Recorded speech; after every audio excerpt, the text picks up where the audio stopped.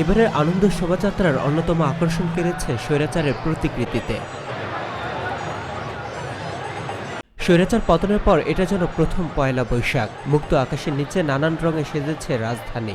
আগত দর্শনার্থীদের চোখে মুখে ছিল আনন্দ। এবার ফ্যাসিস্ট মুক্ত কোনো গ্যাঞ্জাম নাই, কোনো রাহাজানি নাই, কোনো হানাহানি নাই। সব দিক দিয়ে এবার সবচাইতে নববর্ষটা খুব ভালো হচ্ছে।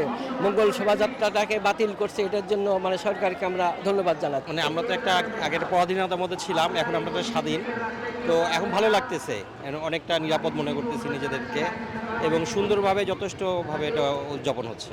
এত মাছ উৎপাদন করব যাতে ইউনূস সরকারের যারা এসিতে থাকে তারাও মাছ পাবে এবং যারা গ্রামে থাকে সবাই মাছ পাবে, এত পরিমাণ মাছ উৎপাদন করব আমরা।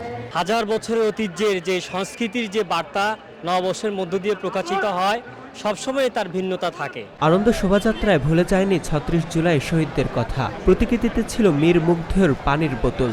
এ সময় আহত ও শহীদদের আত্মার মাগফিরাত কামনা করেন সাধারণ মানুষ। তাদেরকে মনে পড়ে, তাদের অবদানে আমরা এখন নতুন একটা বাংলাদেশ পেয়েছি। ফেসিবাদের পরবর্তীতে যে একটা আমেজ, একটা আলাদা একটা নতুন করে নাম পেয়েছি, যেটা আগের নাম আমরা ফেরত পেয়েছি এবং আমাদের জুলাই অভ্যুত্থানে যারা শহীদদের তাদের প্রতি অবশ্যই আমাদের একটা সমবেদনা থাকে। সেই ক্ষেত্রে আমাদের এখানে স্মরণ করা হচ্ছে, প্লাস ফিলিস্তিনদের ভাইদের প্রতি আমাদের সমবেদনার ক্ষেত্রেও অনেক আয়োজন করা হয়েছে আমাদের নববর্ষে। বাদ পড়েনি গাজায় নির্যাতনের বন্ধের প্রতিবাদ। ফিলিস্তিনের পতাকার আদলে তৈরি করা হয় তরমুজ প্রতিকৃতি। ইসরায়েলি যে গণহত্যা, আমরা আসলে সেটার বিরুদ্ধে এখানে একটা প্রতিকৃতি আপনারা দেখেছেন অবশ্যই। আমরা সবসময় আসলে ফিলিস্তিনের যে স্বাধীনতা আন্দোলন তাকে সবসময় সমর্থন করে আসছি।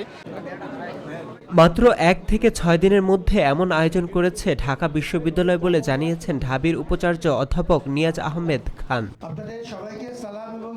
কুচক্রী মহলের নাশকতা উপেক্ষা করে এবছর সর্ববৃহৎ শোভাযাত্রা হয়েছে বলে জানিয়েছেন ঢাবির উপাচার্য।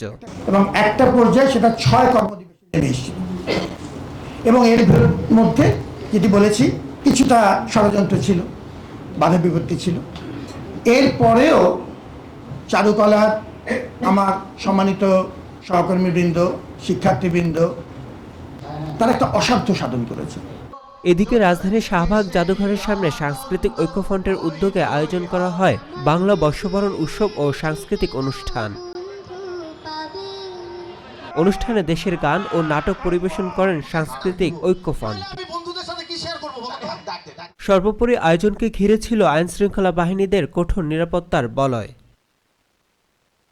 ইসমাইল সর্দার, NNBD, ঢাকা।